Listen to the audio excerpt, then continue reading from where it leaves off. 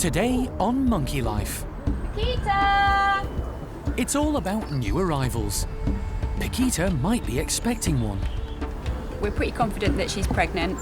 Marmosets Hazel and Solomon get to meet one. Oh, little kisses. Hey, Mummy.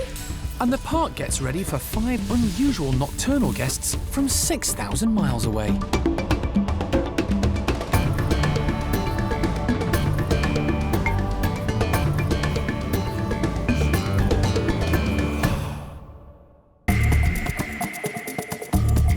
Monkey World in Dorset, buried deep in the English countryside, is the largest sanctuary of its kind on the planet. The team, led by Dr. Alison Cronin, rescue and rehabilitate abused and unwanted primates from all over the world. Smells a bit macaque in there, but yeah, we're good. The park provides a home for more than 250 monkeys and apes from 20 different species.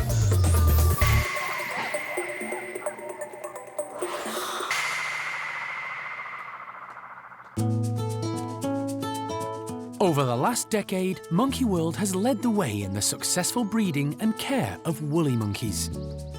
Sadly, their numbers are greatly in decline in their South American habitats, and also in captivity. Monkey World has over 50% of the world's captive population. Over at the top Woolies enclosure, one of the park's more successful mums is Piquita. She's had 4 babies, and the primate care team are hoping it won't be long before another is on the way. She's certainly put on weight, so obviously that could be an indication. She's also starting to look quite uncomfortable, so when she's sitting down, you can see her kind of stretching and just generally looking like quite an uncomfortable pregnant lady. And we have seen her at the water bowl a little bit more often than we normally would, so all of those signs kind of added together make us think that she is pregnant again. Piquita! To find out if the woolly is expecting again, Emily uses reward-based clicker training. It allows her to get close to Piquita and have a feel of her stomach.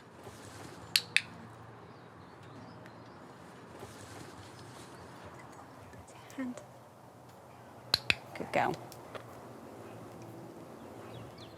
After Emily's careful inspection, it seems it's good news for the top woolies. Quite often you can start to feel bumps and lumps as the baby's developing. With Piquita, it's a little bit tricky. She is a slightly larger lady. She does enjoy her food quite a lot. So there is a little bit of an extra layer that you kind of have to feel through before you can actually feel if the baby's there. But the big question is, who's the daddy? With woolly monkeys, it's often difficult to guess what stage of their pregnancy they're in. Just a few months ago, the previous elderly dominant male Oaska sadly passed away.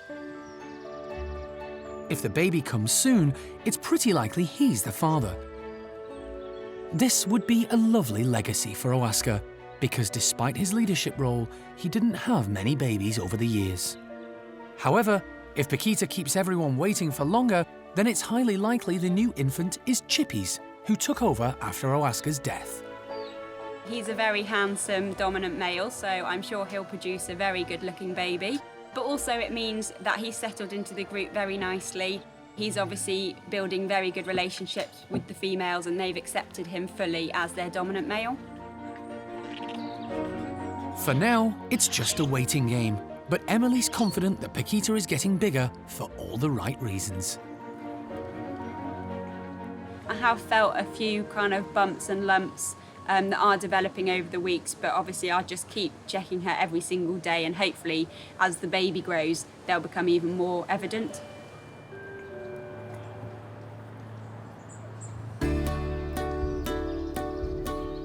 It's been less than 24 hours since Alison returned from Cardiff with a 4-month-old marmoset called Moon. His owner bought him through the pet trade, but agreed he would be happier living with his own species at the park. The team aren't 100% sure of Moon's sex, but they think it's a boy. Because he's still a baby, he needs an adoptive family. So this morning, Moon is going to meet Hazel and Solomon, who hopefully will give him the support he needs. Fingers crossed, they'll love him because he's little, and their parental instincts will kick in. and he'll create a nice little family. Obviously, we don't know when he last saw his parents. We don't know how old he was when they took him away from his parents, so hopefully he'll know the right noises and respond well to them when he sees them. Moon is in his nesting box as Karen pulls back the slide to let Hazel in to meet him. Hazel was born at the park 13 years ago, reared in a family group by her parents and with younger siblings, so she does have some experience to draw on. Karen is hoping this stable family background will spark the right instincts. It's a cautious start. Moon hasn't been in contact with another marmoset since being taken from his parents, so he's understandably wary. Hazel is definitely interested, and after poking her head in the nest box, she goes right in to check Moon out. It's reasonably positive so far. Both are cautiously curious and making the right sort of noises, using contact calls and greetings. Karen decides it's time to add Solomon to the mix. His history is not dissimilar to Moon's. He too was a tiny baby when he arrived at the park. He was successfully adopted and has since thrived. It's a wait and see time. We've never put a youngster with this pair before, so it is always a kind of a bit of guesswork to see whether it will work. But yeah, we'll give it a go and see what happens. Are you ready, Solomon? Ready? Solomon's arrival has an immediate effect on Moon. He leaves the safety of his box and tries to jump on Solomon's back. Typical baby marmoset behaviour. But Solomon's not so keen. Maybe too much too soon? Undeterred and getting more confident by the minute, Moon tries again, and this time gets close enough to Hazel for a cuddle. Oh, little kisses. Hey, Mummy. Hazel's maternal instincts kick in, and she reciprocates. Before long, both adults become more and more protective of Moon. Relieved so far, but you never know what's going to happen. And if we're not 100% sure, then we'll separate them and we'll go again tomorrow. So we'll just get them carrying on and living their life as normal. Even though Moon has had more human than marmoset contact throughout his short life, the success of this introduction just goes to show how much primates, like Moon, need to be with others of their own kind. The team are quietly confident that tiny primate has found a family to help with his new life. At Peanut's enclosure, life has changed quite a bit in the last few months for the golden-cheeked gibbons. Following Tio's move to the bachelor group, the family are down to 3. Dad Peng Yo, Mum Peanut, and young adult daughter Tia Nang. For Peanut, this is the first time since their eldest son Tien was born almost 11 years ago that there hasn't been a youngster in the group. Peanut now is actually loving life. She's got a chance to just relax and take life easy. For a long time, she has been a full-time mother. She's had young children to look after. And now, with our youngest having moved out, Tia Nang's now an adult female, and she can actually just spend time relaxing and interacting with her without having to take care of her. And it's really lovely to see. But at the moment, they are a very relaxed and happy group and looking pretty good together. Daughter Tia Nang has just gone through her second colour change. Now she's become a young adult, she's interacting more and more with both parents. She's always been very close to her mum, but is also enjoying hanging out with Dad, Peng Yo. For a good period of time, they were quite separate and didn't actually have any kind of interaction. It's now really nice to see that she's gone through that and she actually wants to spend time again with both of her parents, and that is really lovely. Dad Peng Yo had a tough start in life. He was stolen from the wild as a baby and confiscated by the authorities while being smuggled into Taiwan. After being rescued, he was moved to Monkey World. Once he was paired up with Peanut, he didn't look back. He's done an incredible job of being a dad. Now, he's got probably one of our most grumpy females to actually live with. She is hard work, Peanut, and he does actually tolerate her really quite well. He's very great with the kids. He's always spent lots of time loving them and hugging them and playing with them. But when Peanut's nearby, he tends to take more of a back seat and just keep on with territorial displays. He's also one of the fastest movers in the park. Without a shadow of a doubt, our most agile and incredible Gibbon to watch is Pongo. He is just fantastic in the trees. He is so quick. He makes everything look completely effortless, and he's a very handsome looking chap as well. The only problem for staff now that Tia Nang has become an adult is trying to distinguish between her and Mum Peanut. Luckily, nature has played a helping hand. At the moment, Peanut is almost fluorescent orange. She is really, really dark, and it does actually help us to distinguish between her and Tia Nang from a distance.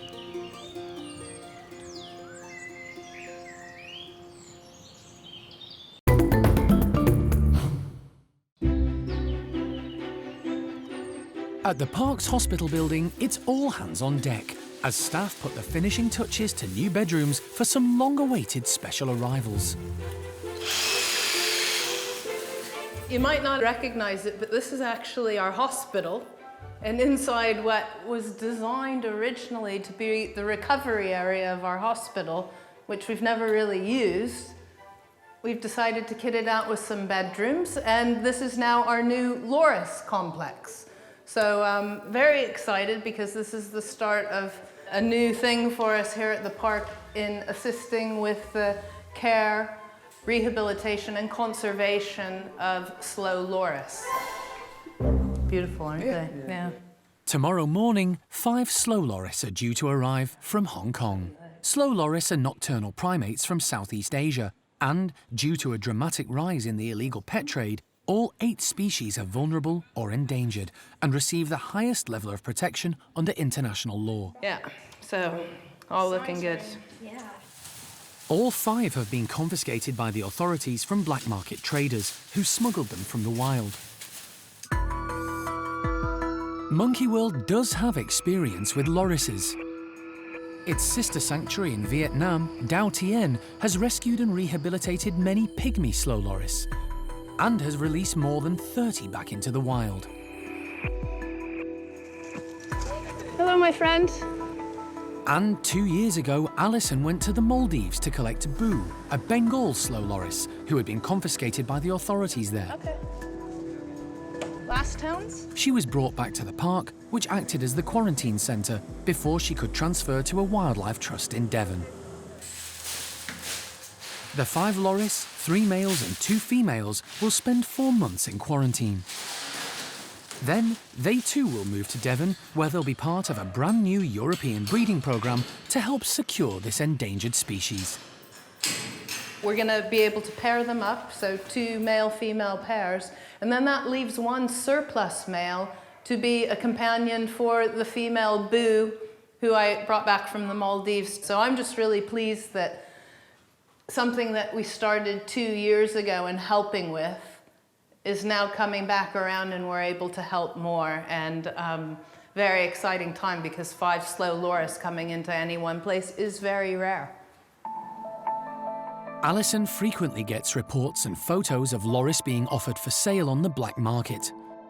Originally stolen for traditional medicine purposes, many loris are now being illegally poached to become pets, or even to be used in the tourist industry.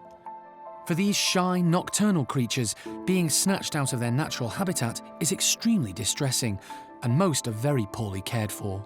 I'm receiving photo after photo after photo of loris being used as beach photographers' props, mainly in Turkey right now, but also in the Russian Federation, and also, it's a native country, but in Thailand.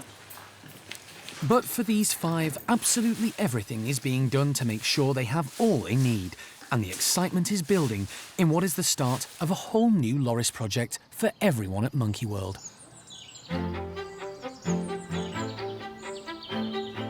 Breakfast time is always a highlight for the chimps, but today, Hananya's group of 19 are having breakfast with a twist.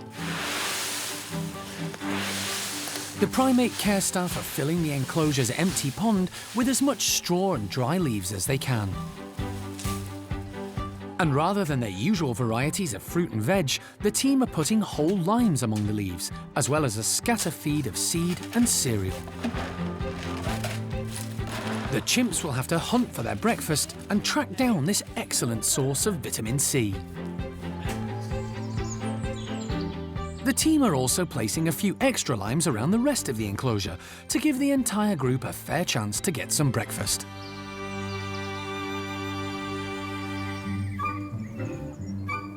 Not much gets past this gang. Chimps are highly intelligent, and they soon realise there's something very different about the previously empty pond. They make a beeline straight for it, and Johnny is particularly excited about what she might find. It doesn't take long to work out breakfast is buried among the leaves, and the group are soon busy foraging for food. Cherry has already purloined a handful. Even little Thelma drops in, keen to check what's on offer. Valerie's not bothered about seeds and nuts. She's nabbed 3 limes and is heading high to eat breakfast in peace. While Kiki decides the sanctuary of long grass is a safer bet to eat hers. Even low rankers like Arthur are allowed to join in, although he's always wary of what's going on around him. But in chimp society, there will always be squabbles, especially where there's food, and Evelyn puts Johnny in her place. Though for others like Marjolaine and Tootie, a hug and a kiss can settle matters just as easily. Even Hananya's gone quiet. It's a good form of enrichment and a great start to the chimp's day.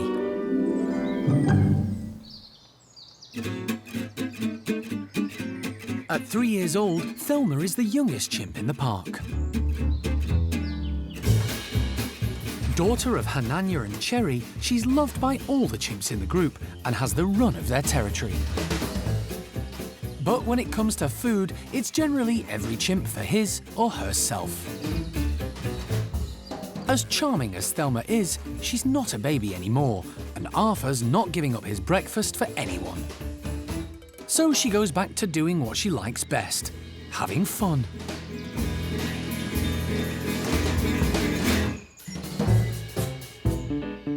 The youngster loves playing with and chasing all the adults in the group, and they all indulge her.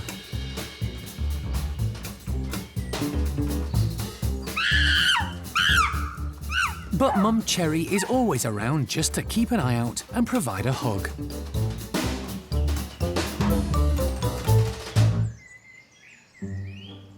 With breakfast almost over, there's work to be done. Some, like Evelyn, Simon and Valerie, are on patrol, with Cherry and Thelma now bringing up the rear. Shamak is checking the boundary in his own unique way, while Hananya keeps a wary eye on events. But some of the girls have had enough for one morning. Peggy is off to make her nest, while Trudy and Kiki are doing their best to wrap up warm from the cold, ready for a mid-morning nap. And the boss of the group, well, he's still munching. A leader needs to keep his strength up.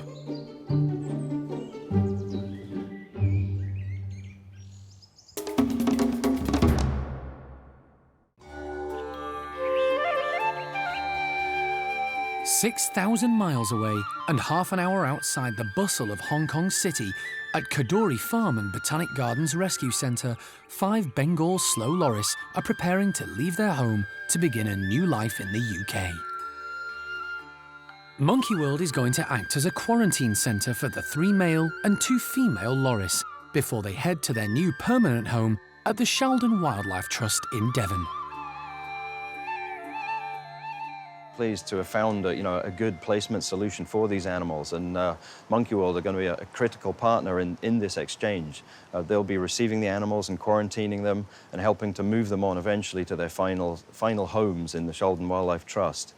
It's a great thing that we can manage to find a partnership like this. We've worked hard for years to find this placement. I really hope this one is a successful placement. The 5 slow loris arrived at the centre via different routes, either confiscated by the authorities or surrendered to local animal welfare officers. They've all been stolen from the wild by black market traders, but no one is sure of their origin. Illegal trade is clandestine, it's hidden, so we can't be exactly sure where they're coming from, but the most likely source countries are going to be Vietnam, Cambodia, maybe northern Thailand, some of them possibly that reach Hong Kong coming from a bit further south, possibly coming from Indonesia. So by the time they reach somewhere like our rescue centre, they've been through an arduous journey and a lot of stress. That means when we get them here, many of them are actually in pretty poor condition. The Rescue and Conservation Centre has been running for more than 20 years, and in that time has taken in over 60 loris. Yeah, the gums are good, the teeth are nice and clean. Okay, the heart is very good. Today, the vet has been called in for a final health check, clearing the loris as fit to fly. The animal seems to be in perfect condition to go back to the UK. Next test is the shipping crate. Oh, she went quiet there. Straight on the pole, look. That went well. After such a bad start in life, Paul is determined that all the loris will be as safe and comfortable as possible for the long journey ahead of them. She's using the grab rail. Looks like it's working anyway. She's taken to the resting shelf really well and used that grab rail as she went in, so that's just perfect. Planning for this transfer has been sort of afoot for probably now up to 2 years, so we really hope that the final stage, the shipment, the movement, the transfer, the quarantine, all goes well, and that the animals arrive safely and comfortably without too much stress at the other end. It'll take more than 24 hours to fly the 5 loris 6,000 miles to start their brand new lives in the UK and help secure a future for individuals stolen from the wild.